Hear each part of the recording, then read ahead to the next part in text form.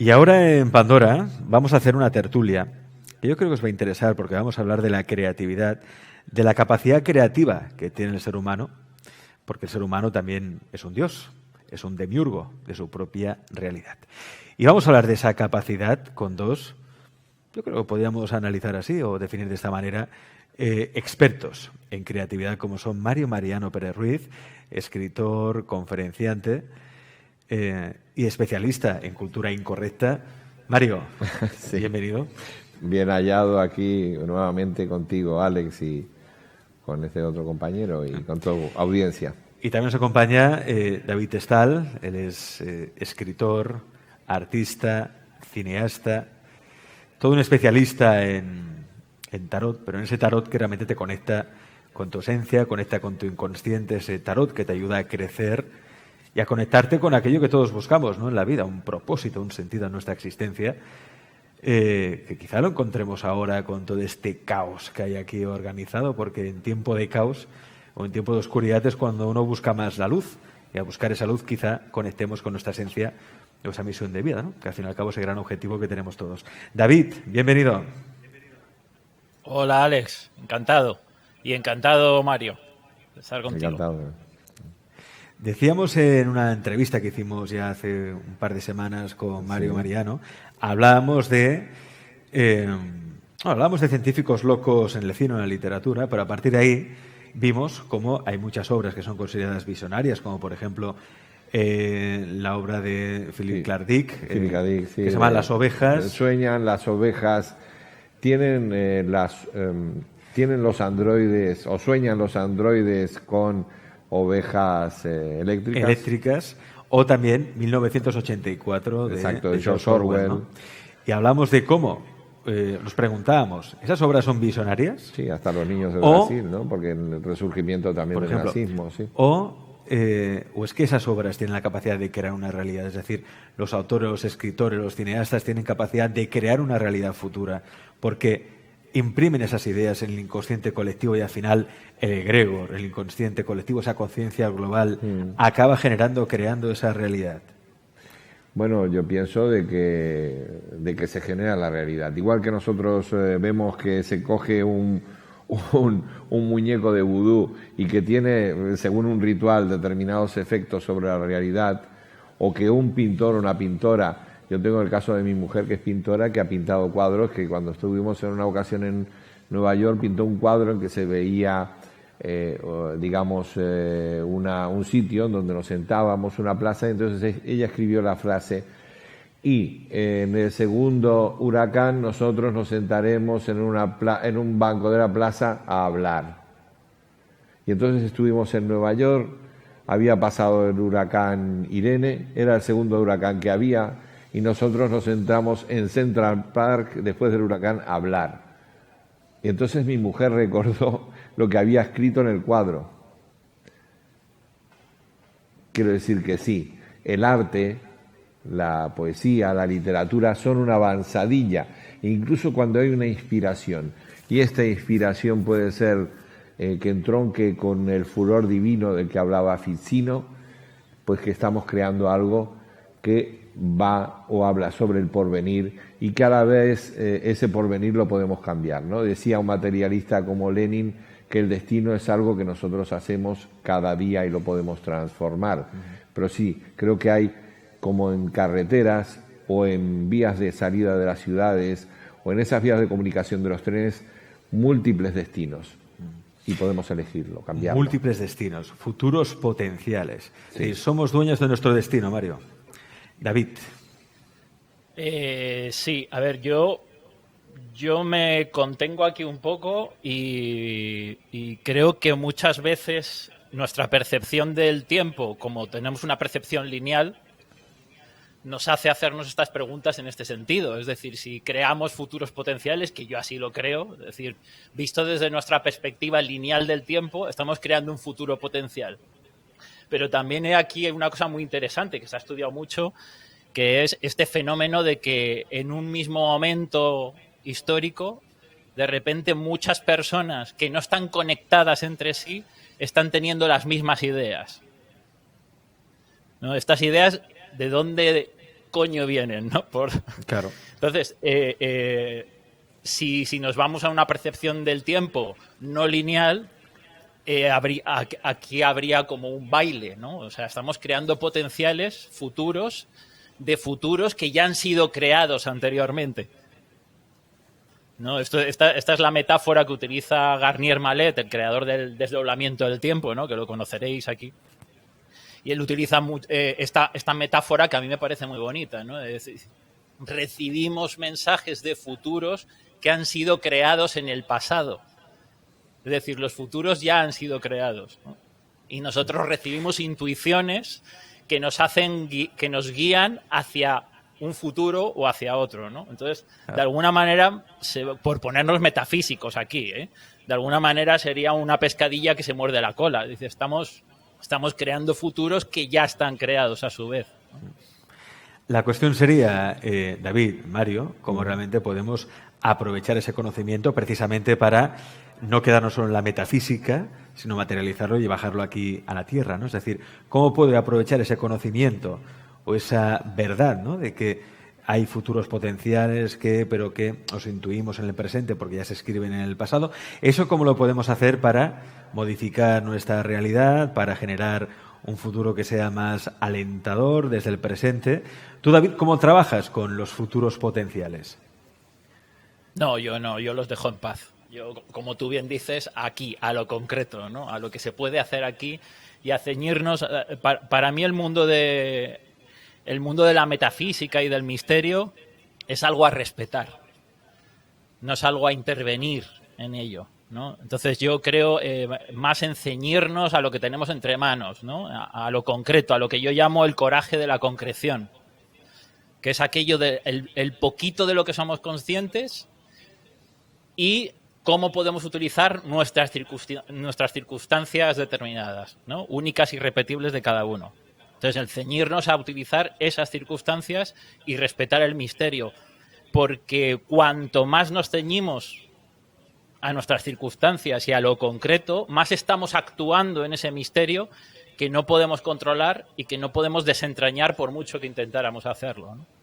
¿Me expliqué bien? Se entiende perfectamente porque es esto, ¿no? El misterio, de hecho la gracia es el misterio y que se queda ahí, no vamos tampoco a desentrañar y quizá manipular cosas de las que no somos conscientes realmente de lo que puede generar, lo que puede pasar. Pero como dice David, trabajar con lo que tenemos, ¿no? Vale, ¿y cómo trabajamos, David, con lo que tenemos? Precisamente para aquellas personas que ahora nos están viendo y que están pasando por una situación apurada, que no hace más que recibir inputs, informaciones, señales de que esto se va al carajo, ¿no? De que esto va a ser un caos y que se va a caer absolutamente todo. Claro, ¿cómo trabajar con eso, David?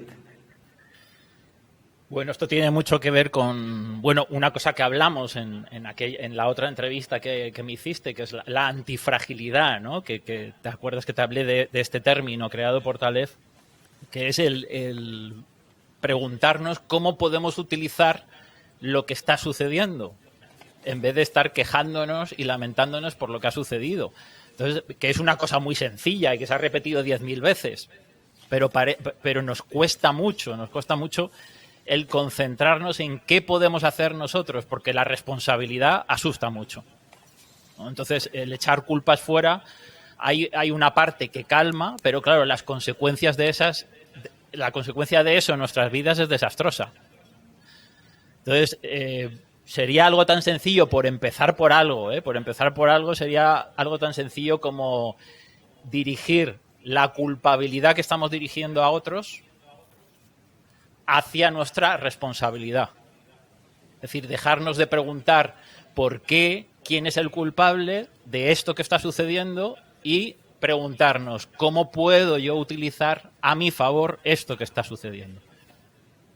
Yo creo que para mí esto sería el primer paso. Mario. Bueno, sí. Yo voy a ponerme como ejemplo, aunque esto pueda ser un poco, digamos, no es egoísta ni narcisista, ni mucho menos, porque como todos, pues estoy viviendo un momento muy complicado.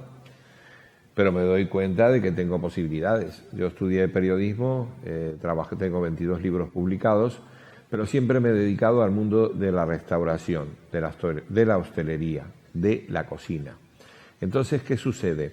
Que el 26 de mayo tuvimos que dejar el restaurante, no solo por el COVID, por esta enfermedad y las lacras económicas que esto crea, sino que porque el edificio estaba muy mal estado, no había mantenimiento y el edificio se viene al suelo, se está derrumbando. Entonces, al no reunir las condiciones de seguridad y de higiene, decidimos dejarlo.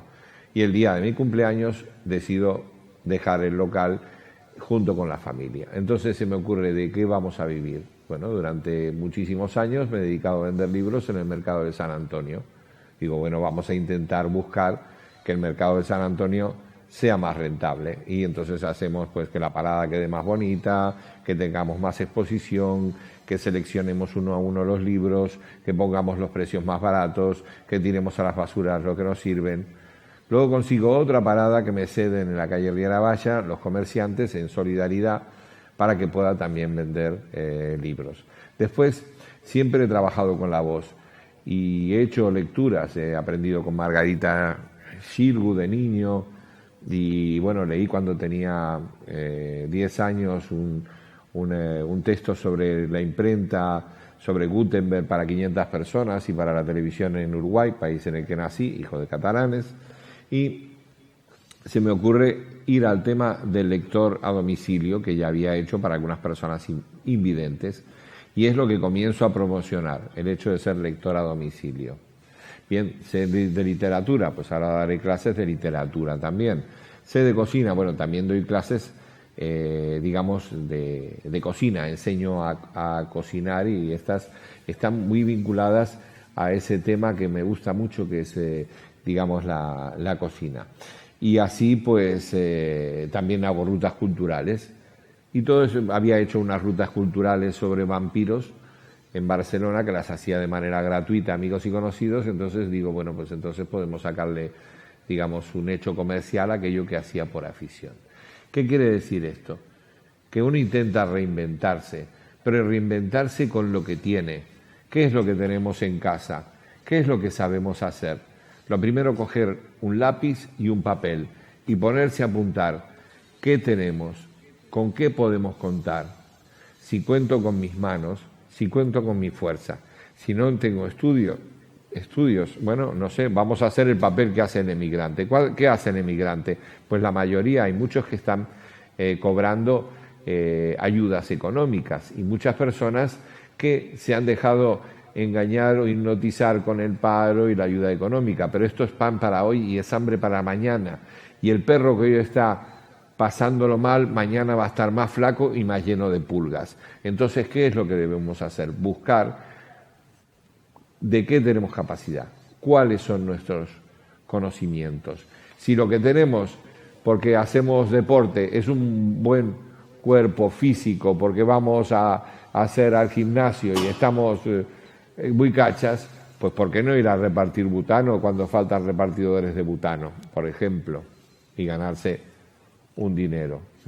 Hay, no sé, quizás lo que diga puedan parecer barbaridades, ¿no? Pero yo he visto gente vendiendo flores, he visto gente que son muy buenos músicos que ahora no pueden tocar, pero pueden buscar otro medio para tocar, pues en el metro o en la calle. O por internet, o vemos también que el campo hay poblaciones que están absolutamente solitarias. Si estamos cobrando pues un mínimo sueldo, o un ERTE o una ayuda, pues podemos irnos al campo, conseguir una casa. Hay espacios de pueblos que te ceden casas, que te ceden locales para ser regentados, que quieren que vayan allí familias. Puedes ir allí, conseguir una casa, no tener que pagar alquiler y entonces conseguir un pequeño huerto donde cultivar tus verduras, donde si eres aficionado a tener flores en tu jardín, tener tus verduras, tener tus 4 animales y eso más la otra ayuda, ir pasando ese tiempo que es más difícil y buscando en la tierra también una salida. Quiero decir, lo fundamental es ponernos, si somos una pareja, si somos 4, sentarnos en una mesa, coger lápiz, papel, cerrar la televisión, cerrar el teléfono, dejarlo apartado de nosotros, que ya no intervenga sobre nuestras vidas. Después lo usaremos cuando tengamos que consultar cosas. Y entonces ponernos en serio a decir, ¿qué podemos hacer? ¿Qué es lo que sabes hacer? Tú has sido hasta ahora pues camarera, bueno, pero ¿sabes limpiar pisos? ¿Sabes pintar? Sí, tú, no, es que yo antes había trabajado de pintor. Bueno, pues de pintor falta gente. Entonces buscar salidas que sean diferentes, porque hay mundos que desgraciadamente se están viniendo abajo, como el de la hostelería, por ejemplo, o los sectores vinculados al turismo. Pero tengamos en cuenta una cosa, todo esto va a pasar. Cuando yo estuve, vuelvo a hablar, cuando el huracán estuve en Nueva York, el huracán Irene, recuerdo que el primer día estaba lleno de gente. El segundo día que no podíamos salir por el huracán salimos igual y nos fuimos los 3 de familia y 2 personas de un país latinoamericano a pasear. Entonces bajamos por la Quinta Avenida. Y yo digo, ¿qué es lo que hacen estos haciendo fotos a la Quinta Avenida? Pero si es que no hay nada, no hay nadie, no hay coches y está haciendo fotos, claro. Lo que era curioso es ver a Nueva York absolutamente desierto, en el que solo circulaban tanquetas. Cuando nos vamos a la ciudad de Barcelona y paseamos por ella, veremos que está desierta.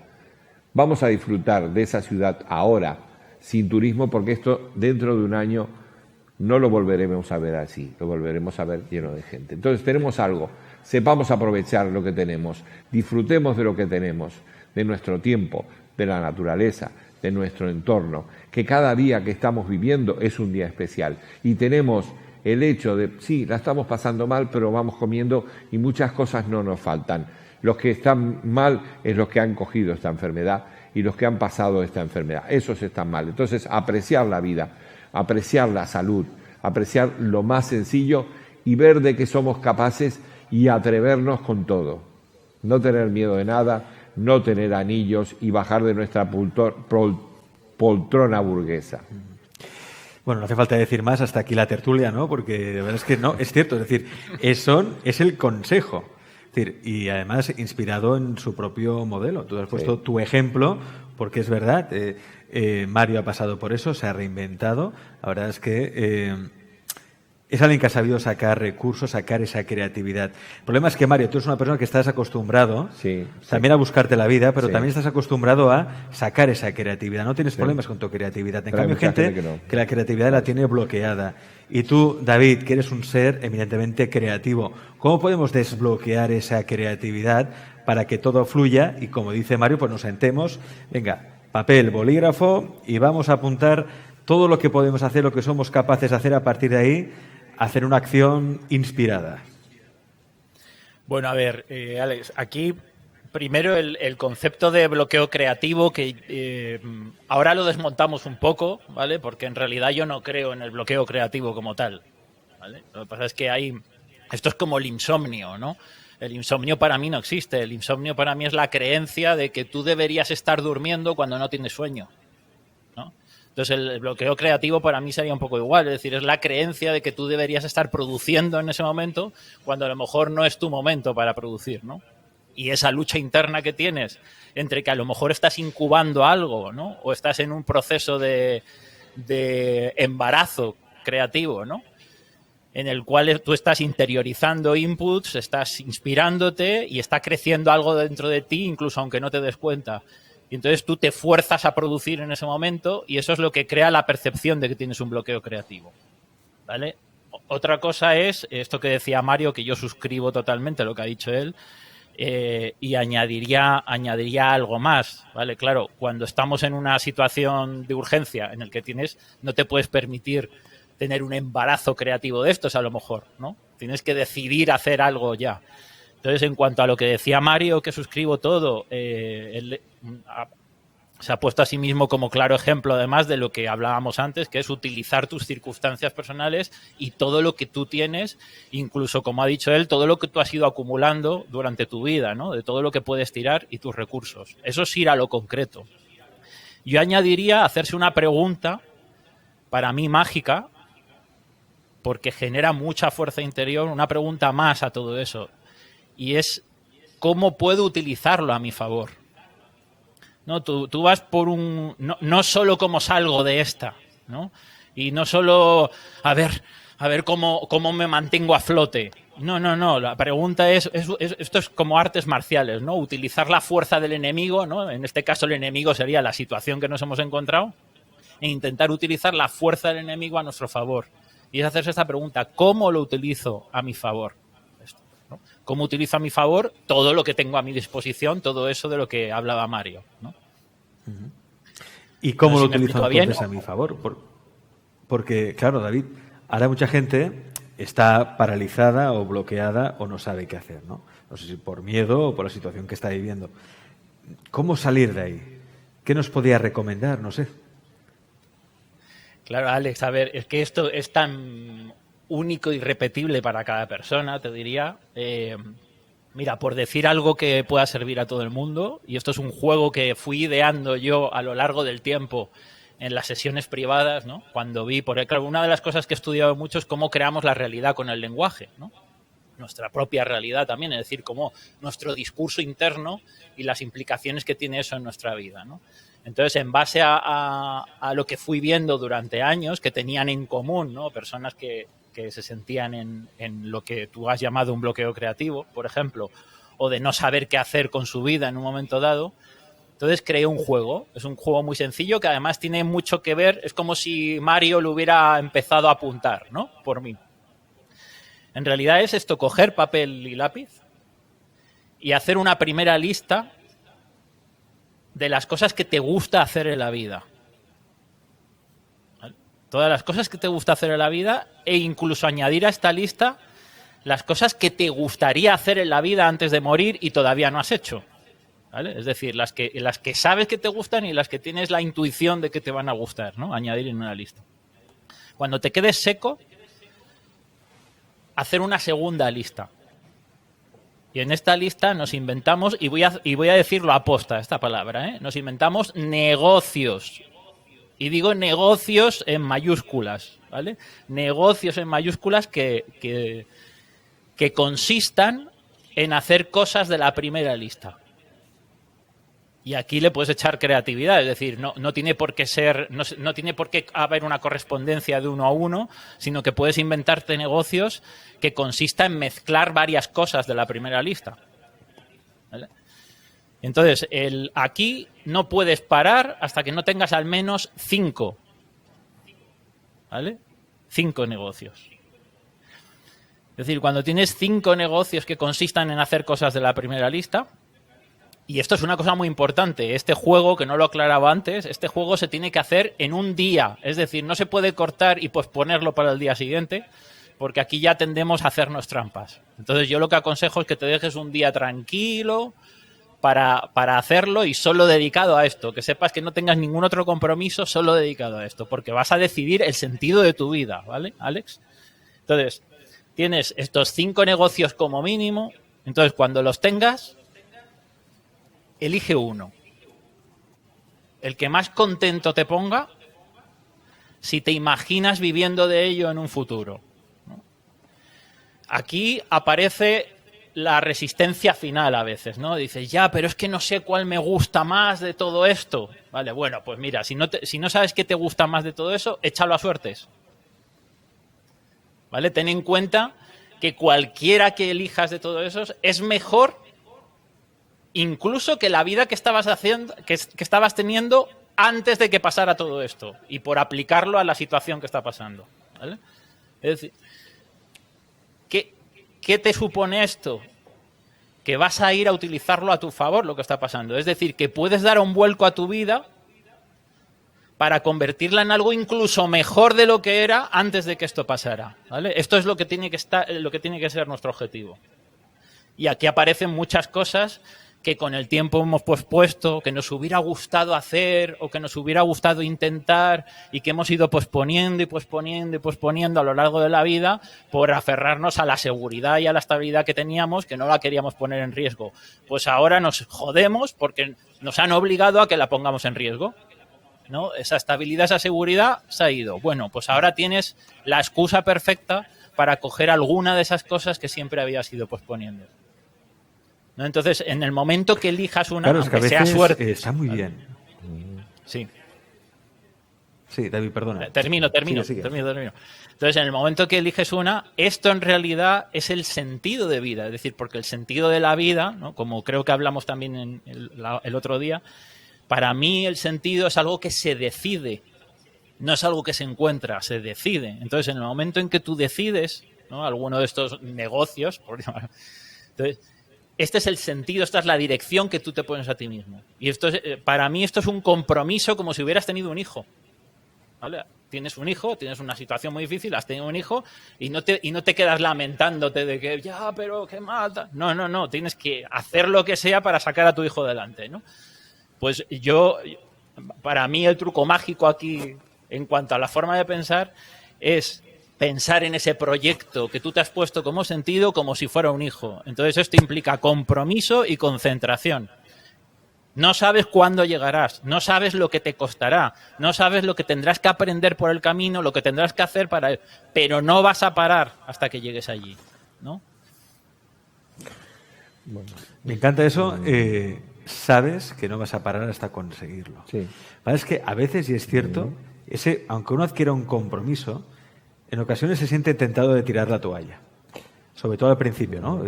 Lo vas intentando, no, se cierran puertas, demás. Claro, David, ¿qué hacer para no tirar la toalla? ¿En qué pensar para no tirar la toalla? Bueno, esto tiene que ver con la sensación, que es otra cosa que he investigado yo mucho, la sensación interna de libertad, ¿no? ¿A qué llamamos libertad? La sensación interna de libertad se tiene cuando tú asumes tu responsabilidad. ¿Y esto qué quiere decir? Estar dispuesto a asumir las consecuencias de tus decisiones. Entonces, claro, yo siempre digo, no comiences nada si de antemano no estás dispuesto a asumir cualquier consecuencia y te tienes que poner en lo peor de lo peor y estar dispuesto a asumirlo si eso pasa. ¿Vale? Entonces, solo si estás dispuesto a asumir la peor consecuencia que puedas imaginar, entonces estás preparado para empezar el camino, ¿no? Yo pienso que está muy bien, suscribo absolutamente todo lo que dice, pero pienso que no hay que tener solamente un objetivo, hay que marcarse varios objetivos para que sean alternativas, ¿no? Como eso, que la salida B o la solución B, ¿no? El plan B, eso que se llama el plan B, o el plan C y el plan Z, si hace falta. Y entonces cogemos ese papel, lo partimos por la mitad. En una parte ponemos lo que hay de positivo en ese negocio, en ese emprendimiento. A veces puede ser un negocio sin inversión de capital. Pues decía mi padre que los negocios con dinero los hacían los niños cuando les daban dinero para ir a comprar unos caramelos.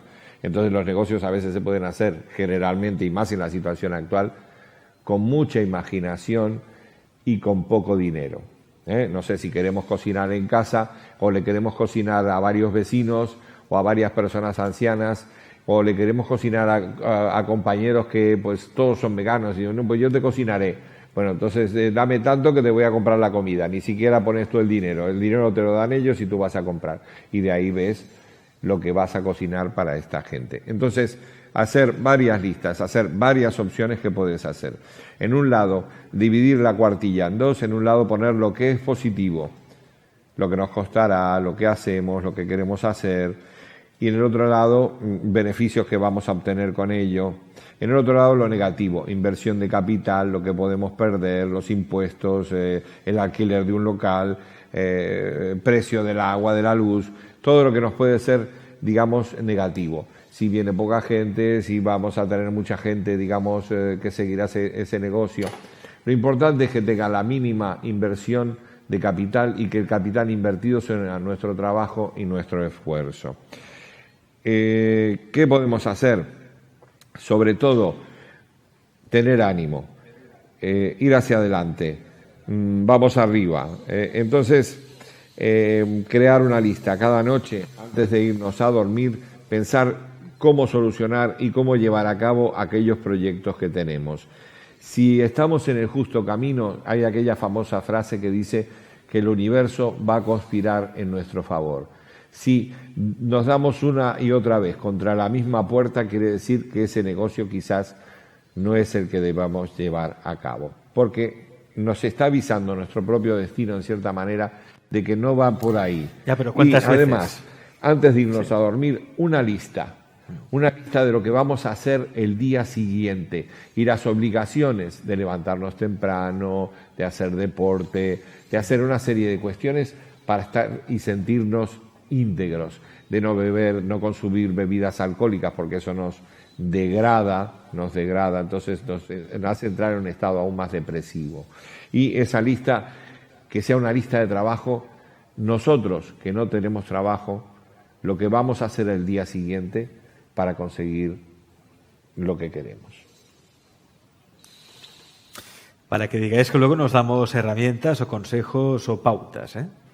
Pero claro, esto es como todo, el compromiso tiene que ser vuestro. Tú decías algo, Mario, interesante, decías, a ver, si te das de golpes, ¿no? Te das de cabeza contra la misma pared, el mismo muro continuamente, la misma puerta. Quizá es que no es el negocio la puerta, pero claro, ¿cuántos cabezazos? ¿Cuántas veces podemos? Porque también es cierto que a veces la vida te pone a prueba, Exacto. te dice, ¿realmente quieres eso? Pues sigue, ¿no? Claro, ¿cuándo decir, por ejemplo, David, no, este ya no es el camino? ¿Cuándo sabe uno que este ya no es el camino? Si no hay que tirar enseguida la toalla, eso desde luego, y hay que ser empecinado para conseguir aquello que se quiere y creer muy claramente en la idea que se quiere. Claro, tenemos que hacer un trabajo y eso trae un esfuerzo y un tiempo determinado, eso lo tenemos que ver nosotros mismos y que no tiremos la toalla porque estamos muy desanimados, sino que tiremos la toalla porque si quieres alquilar algo, un local y te están tomando el pelo por todos lados, pues no ese es el local que quieres alquilar, ¿no? Está claro. Pero si quieres hacer tu proyecto, sí, debes tener paciencia. Porque, claro, un negocio, si fuera un negocio abierto al público, tarda en hacerse con una clientela fija 2 años. Pero, claro, ese tiempo no lo tenemos para un emprendimiento en estas circunstancias. No. Pero sí las ideas. Hoy en día hay gente que está haciendo croquetas en su casa y vendiéndolas, o tortillas de patatas caseras, o paellas y llevándolas a los sitios, que son del gremio, de nuestro gremio de la restauración, que se están mirando de buscar la vida. O lo que he dicho, yo conozco gente que hace una cerveza, hay una gente que está haciendo una cerveza y que la idea la cogieron de mí, porque la idea se llama cerveza La Vampira. La Vampira, de Barcelona, la Vampira de Barcelona. Entonces, claro, estos mismos pues hacen comida vegana y la hacen para los veganos que ellos conocen y ¿qué hacen? Cocinan y congelan. Y así de esa manera pues llevan la comida, digamos, congelada y la reparten en mejores condiciones higiénicas y sanitarias. Es muy interesante esto. Claro, ¿cuándo, David, no obsesionarnos con la forma que debe tener nuestra expresión, ese trabajo, esa misión de vida y cambiar de forma, ¿no? Por lo que decía Mario de no darnos cabezazos continuamente con la misma puerta al mismo muro. ¿Cuándo cambiar y ver? No, es que por mucha ilusión que ahí me haga hacer esto, ¿no? Y en esa forma determinada que yo creo, vamos a dejarlo para cambiar y hacer otra cosa. Vale. Antes de esto, que es muy interesante, sí, quería hacer solo un apunte por añadir a lo que ha dicho Mario, que esto es una cosa también que es muy interesante de entender cuando hacemos este tipo de listas de pros y contras, que para mí son muy peligrosas, ¿eh? No quiero decir que no haya que hacerlas, pero hay que estar atento a los peligros, ¿vale? Porque hay una disonancia cognitiva cuando tú en un papel apuntas pros y contras de algo, beneficios o posibles inconvenientes.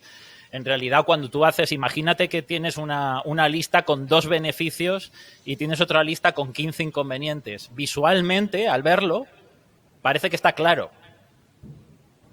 ¿vale? Y sin embargo, esos 2 beneficios pueden tener muchísimo más valor que todos los inconvenientes acumulados, ¿no? Y entonces el cerebro puede tendernos la trampa esta de que al verlo visualmente dices, hombre, está claro que esto no lo puedo llevar a cabo, porque si son 2 contra 15... ¿Vale? Entonces, esto simplemente para apuntarlo por si alguien hace este tipo de listas de pros y contras, que lo tenga en cuenta. Y es una disonancia cognitiva que hay que domar de alguna manera, ¿no? Conocerla y domar. Entonces, por lo que me preguntas, claro, aquí pondría el clásico ejemplo de Edison cuando inventó la bombilla, ¿no? Que lo habréis oído también más veces, que es que hizo no sé cuántos prototipos, no sé si eran 1000 y pico prototipos de la bombilla, ¿no? Él quería inventar la bombilla, él ya sabía lo que quería inventar, ¿no? Hizo prototipo, fracaso, tras fracaso, tras fracaso. Y un día vino un periodista y le preguntó, bueno, ¿y usted cuándo se va a dar por fracasado, ¿no? O sea, ¿cuándo se va a rendir? Y entonces él contestó, dice, no, yo no he fracasado. Dice, yo ahora conozco 1200 formas distintas de no inventar la bombilla. Pero yo, a no ser que me muera antes, sí o sí voy a inventar la puta bombilla. Entonces, esto es, claro, esta es la mentalidad que yo hablaba antes de hijo. Es decir, cuando tú tienes un hijo, no te planteas si te has equivocado teniendo ese hijo. ¿Vale? Esta es la fuerza que da esta mentalidad. Ahora, claro, otra cosa es que tú hayas dejado de querer eso y te empeñes en conseguirlo, oye, porque lo decidiste hace 10 años. Esto es otra cosa. Es decir, yo diría, para cuando dejes de quererlo. Es decir, el sentido, ¿cómo funciona? Tú vas a por algo, ¿no? A no ser que me muera antes, no me para nadie. Voy a por ello. Ya veré cómo y si llego antes de morirme, pero me moriré contento porque tengo un sentido, ¿no? Ahora, yo puedo ir caminando hacia allí y por el camino de repente encontrarme otra cosa por ahí y decir, anda, coño, pues esto me interesa más, ¿no? Bueno, entonces de repente tienes otro sentido, ya te olvidas de este y vas hacia allí y este sentido funcionaría igual, ¿vale? Y ese sentido además te lo has encontrado gracias a que empezaste a caminar hacia aquel, ¿no? Entonces yo diría solo cambiar cuando ya no quieres eso. No autoimponerte lo que aquí hay otro sesgo cognitivo también que es muy importante también tener en cuenta, que es la inversión que has hecho, ¿no? Es decir, como ya llevo 5 años en esto, ¿cómo lo voy a dejar ahora, ¿no? Que esto se da mucho en relaciones de pareja, ¿no? Dice, claro, llevamos aquí 10 años intentándolo, ¿cómo vamos a dejar ahora? Y entonces, por no dejarlo ahora, sigues otros 10 años sufriendo también, ¿no? Y que también es el ejemplo de la entrada de cine, ¿no? De la entrada de cine. Dice, pagas 10 euros por una entrada de cine, te metes a ver la película y la película es una mierda y dices, coño, pero ¿cómo me voy a salir si he pagado 10 euros? ¿No? Y ahora por imbécil pierdes los 10 euros y las 2 horas de la película, ¿no? Pierdes 2 cosas. Bueno, este es otro sesgo que es importante. Por seguir en la misma línea, creo que podríamos abordar también el poder de la imaginación. Abríamos a tertulia hablando de esa capacidad de demiurgo que todos tenemos, esas novelas de ciencia ficción visionarias, pero quizá más que visionarias son creadoras, son creativas, o lo que hacen es crear una realidad.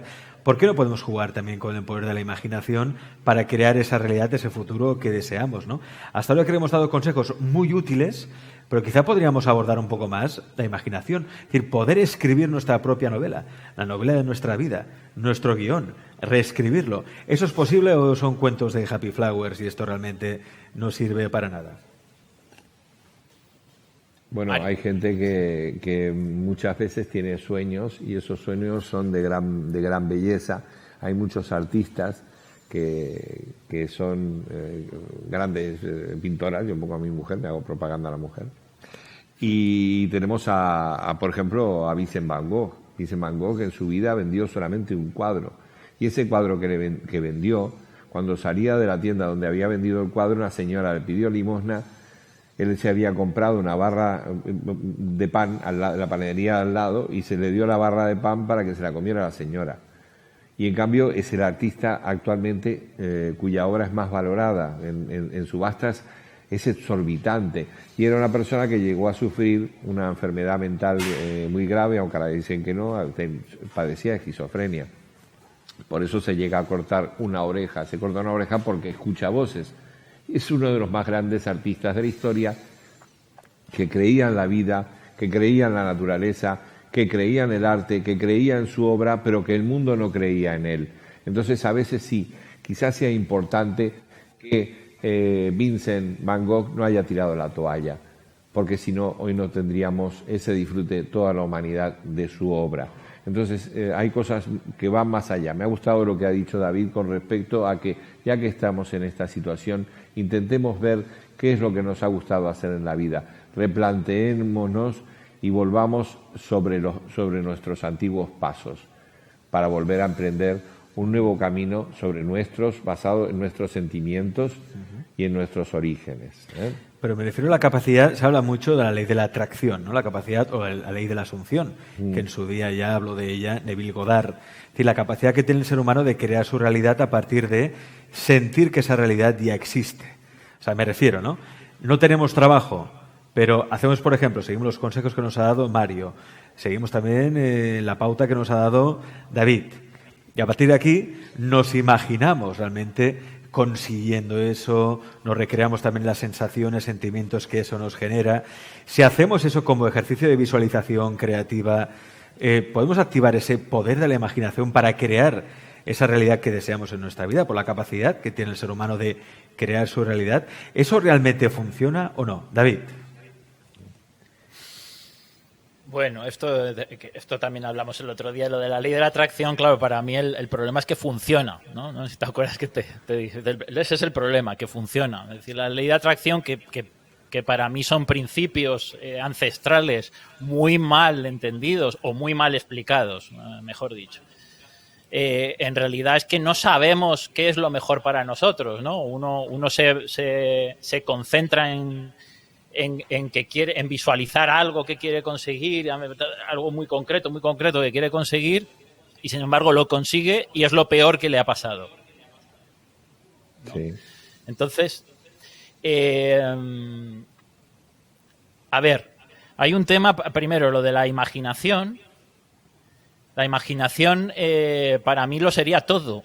En realidad yo no separo entre imaginación y realidad, porque la realidad en sí misma es una experiencia imaginaria. Es decir, nosotros no podemos percibir cómo son las cosas, sino que percibimos las cosas tal como somos, en base a una película que creamos aquí dentro, ¿no? Es una interpretación que estamos haciendo dentro. Como decía hay un neurólogo de los años 70, Richard Gregory, ¿no? Que decía, los ojos no son dos receptores, sino que son dos proyectores. Entonces, en realidad, somos seres creativos, lo queramos o no. Vale, que esto es importante, ya que estamos hablando de creativa, ya yo creo decirlo. Es decir, no hay gente que no sea creativa. Hay gente, en todo caso, que no se ha hecho consciente de lo creativa que es, pero estás creando tu realidad y la estás creando continuamente. No solo cuando nos paramos y decir, a ver, ¿qué hago? No, es que incluso de forma pasiva tú estás creando una realidad determinada. Entonces aquí lo que importa es las consecuencias de eso que tú estás creando, las consecuencias que está teniendo en tu vida, ¿vale? Y eso se puede redirigir por medio de decisiones voluntarias, pero la imaginación lo sería todo. Es decir, toda la catástrofe que nos viene encima, tal y como te afecta a ti, eso es un acto de imaginación tuya, porque estás interpretando los efectos que está teniendo en ti, ¿vale? Una misma situación para otra persona podría ser... Es decir, si tienes una mentalidad determinada y te viene una catástrofe y tú dices, ¿cómo la utilizo a mi favor? Tú miras hacia atrás y dices, joder, fue lo mejor que me pasó, ¿no? Otra persona le viene exactamente la misma catástrofe, exactamente las mismas circunstancias, y por no pensar así, es decir, por lamentarse, por buscar culpables, entonces de repente mira hacia atrás dentro de unos años y dirá, aquello fue lo peor que me pasó, ¿no? Y eran exactamente las mismas circunstancias y la misma catástrofe. Claro, ¿Me he expresado bien o me he liado un poco? El optimismo es algo fundamental. Hay una obra que se llama El optimista, que la lleva es un libro que se vendió también mucho y que fue llevado al cine y fue interpretado por Peter Sellers. Peter Sellers es un hombre que vive como un vagabundo, no tiene hogar, vive en una casa ocupada en las afueras, en una zona en que todo está derruido, y es un hombre de una gran cultura. Y bueno, va recogiendo cosas que él va encontrando, y gracias a su cultura va encontrando pues un reloj antiguo, va encontrando piezas que encuentra que otros se desprenden de ellas, bueno, las tira, hace un poco de trapero, entre comillas, toca un instrumento, y entonces ahí, de vida paralela, pasea por la playa, pasea por sus medios y tiene una visión muy optimista de la vida y disfruta con las pequeñas cosas. Entonces él se hace un poco cargo de una familia que el marido trabaja, ella también, aunque hace en ocasiones de la vida, son alcohólicos y tienen de lado a sus hijos. Entonces es el que les da educación a los niños y el que les da cariño a los hijos de esta pareja. Entonces estamos ante un indigente, lo que entre comillas sería un indigente, pero ese hombre no es un indigente, está por encima de las posibilidades de los otros. Entonces hay que entender algo muy importante, no es lo que tenemos económicamente no significa lo que nosotros somos espiritualmente. Hay una diferenciación. Sí que tiene que ver en lo que nosotros hacemos, pero no todo el mundo puede hacer lo mismo. Por eso hay aquella teoría socialista que dice a cada quien según su capacidad y a cada cual según su necesidad, porque en una sociedad justa, pues el que no tiene capacidad para llevar algo a cabo porque sufre una minusvalía, pues la sociedad debe cuidar de esta persona, debe ayudarla, porque no todo el mundo puede emprender de la misma manera. Ahí está. Y quien realmente trabaja y lucha también debe vivir o debe recibir a cambio por el valor de lo que está realizando. Y en este caso la sociedad es muy injusta porque le paga muchísimo más a un futbolista que a un médico que está, digamos, investigando para curar enfermedades o que se va al África y que no gana absolutamente nada y que se juega la vida, como en los hospitales, para luchar contra esta pandemia y que se juega la vida día a día. Pero eso, con muy pocos eso hay quien te dirá es que el futbolista genera más dinero y por lo tanto es normal que reciba más dinero porque el sistema es el que es. Es el que es, estamos de acuerdo, pero no deja de ser injusto. Eso está claro. Esos valores que nosotros tenemos. Entonces debemos apreciar muchísimo más porque es una escala de valores y ya que tenemos unos oyentes que nos miran también, o señoras que nos miran, tenerlo también en cuenta. Cuando nosotros, tú apuntabas antes, visualizamos algo, estamos ya en camino de conseguirlo. Primero, la visión del optimista. Segundo, las ilusiones para propiciar que ello suceda. Y si conseguimos algo, pero vamos con la cara triste y deprimidos, tenemos que tener una energía interior. Y esa energía interior no acepta que estemos derrotados. Si nos sentimos derrotados cuando tenemos que emprender cualquier proyecto, estamos seguros de que ese proyecto no va a triunfar. Pero en tu caso, Mario, ¿dónde viene esa energía interior? Porque todos tenemos momentos de cansancio, de agotamiento, no físico, agotamiento mental, energético. En tu caso, ¿tú cómo lo haces para ponerte las pilas? ¿Cómo lo haces tú? Pues utilizo algunos métodos como los sueños, por ejemplo. Sueños. Antes de dormir visualizo lo que quiero conseguir y los sueños me ayudan y me dan luz sobre aquello que quiero conseguir, por ejemplo. Hay muchos más elementos para tener esa energía.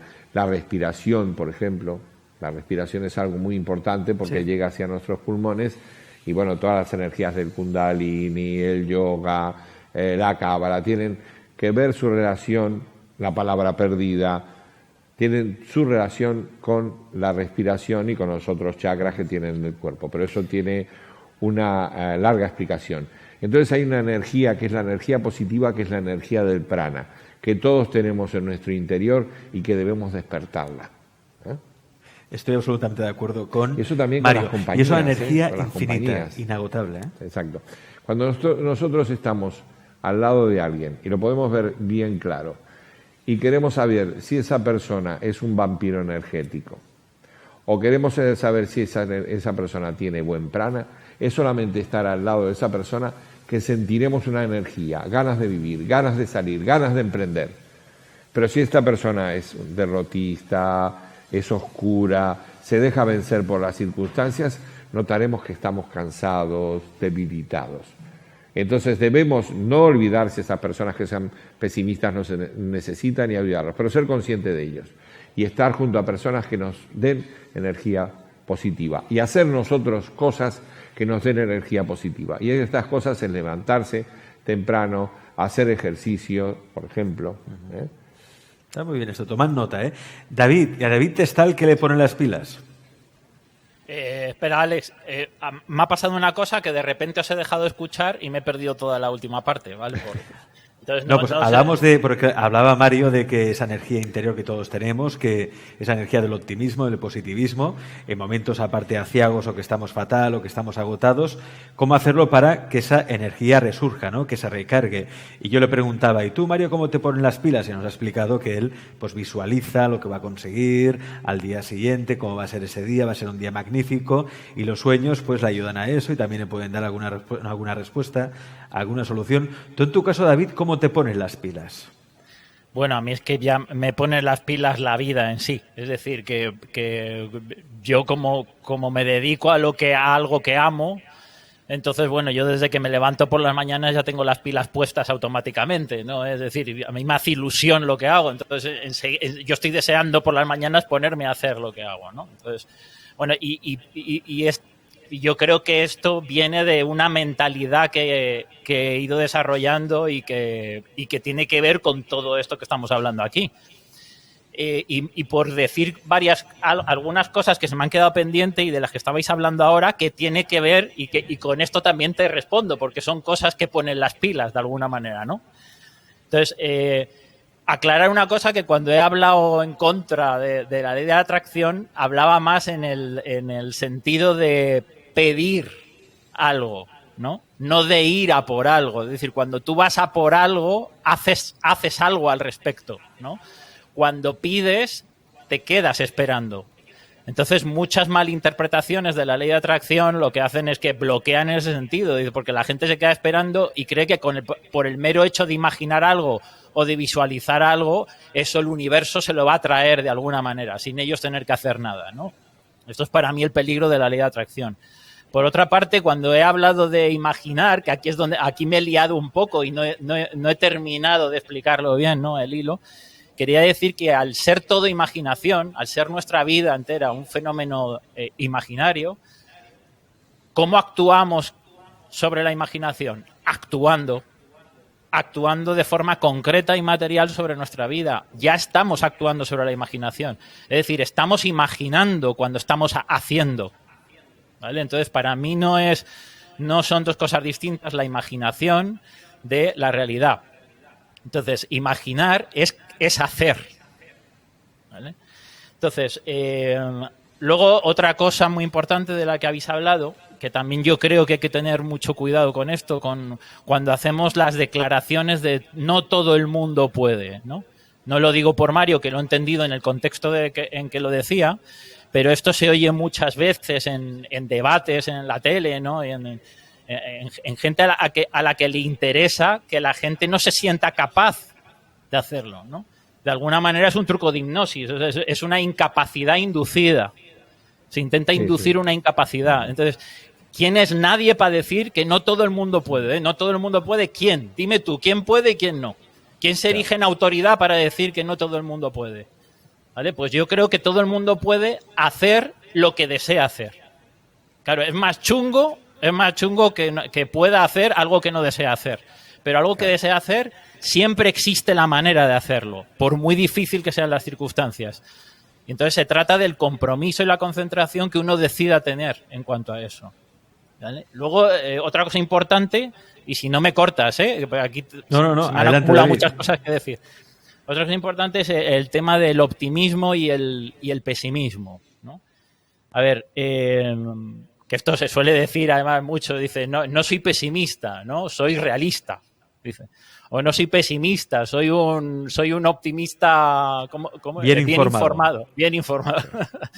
Bueno, pues esto, experimentos que se han hecho al respecto de esto es muy interesante, porque resulta que cuando responden tipo test, preguntan, la gente pesimista, ¿qué hace? La gente pesimista solo se centra en cosas negativas, ¿vale? Solo hace malas predicciones, ¿vale? Hace hipótesis negativas solo. La gente optimista, ¿qué hace? Hace hipótesis positivas, es decir, se plantea qué puede ser lo mejor que puede pasar, pero se plantea también qué puede ser lo peor. Pero no solo se plantea como el pesimista algo malo que puede pasar, sino que tiene las narices de ir a lo peor de lo peor.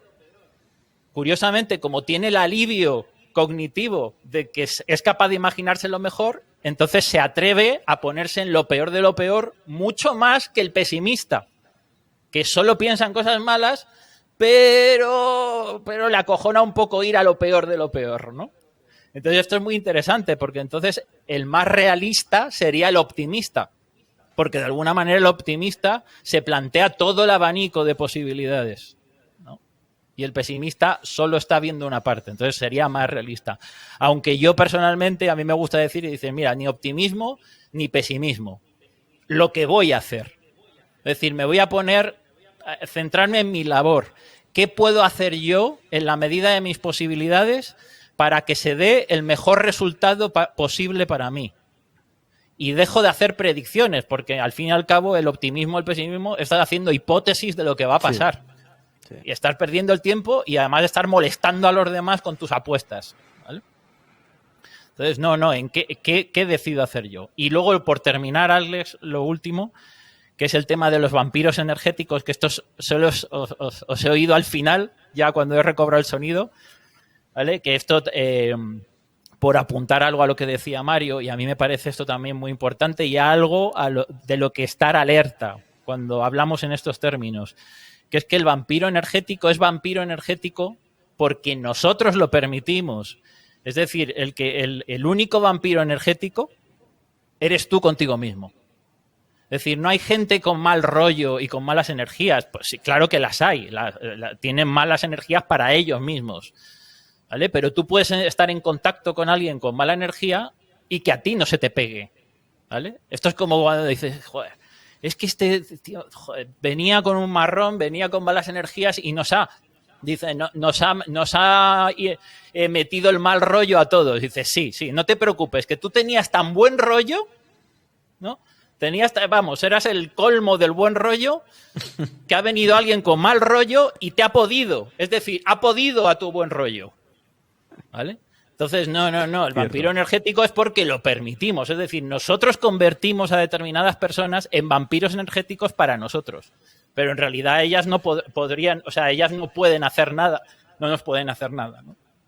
Por ellas mismas. Absolutamente de acuerdo. Me encanta además eso que ha explicado David del optimismo, que a veces es cierto que cuando dicen de alguien que es un optimista es como si le quitaran importancia, ¿no? O le quitaras peso. Incluso cuando uno dice, no, es que yo soy optimista y tal, es como si esa palabra le faltara fuerza energética. O sea, tiene mucha más fuerza decir, no, yo persigo mis sueños y los consigo. Yo experimento, estoy en presente. No es que sea optimista, es que yo consigo, porque es lo que me pone, es lo que me excita, es lo que voy a hacer y es lo que visualizo y así soy. Y esa es la realidad, no es que sea optimista, ¿no? Que a veces parece que le damos una connotación a las palabras que lo que hacen es restar energía.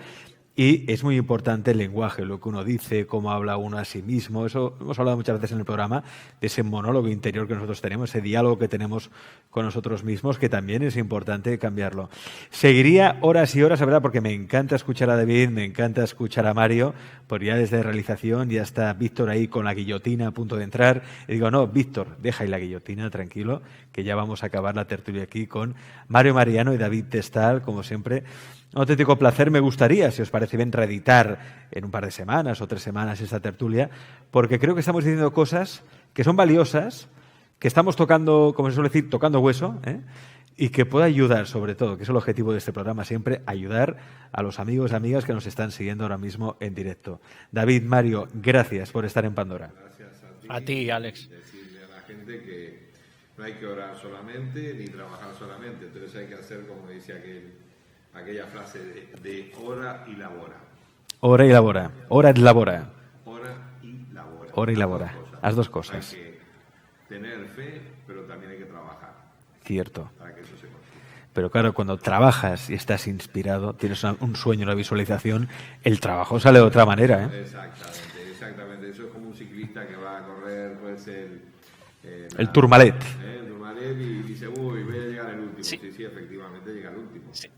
Sí, David, gracias. En realidad, perdona, la fe Sí. es una consecuencia. Es decir, que si uno tiene el sentido y se pone a ello, la fe es una consecuencia. No es algo que hay que ponerse a tener. Es decir, no hace falta que te pongas a tener fe. Dice, ya la tienes automáticamente si estás trabajando por ello. Así de claro. Mario, David, gracias.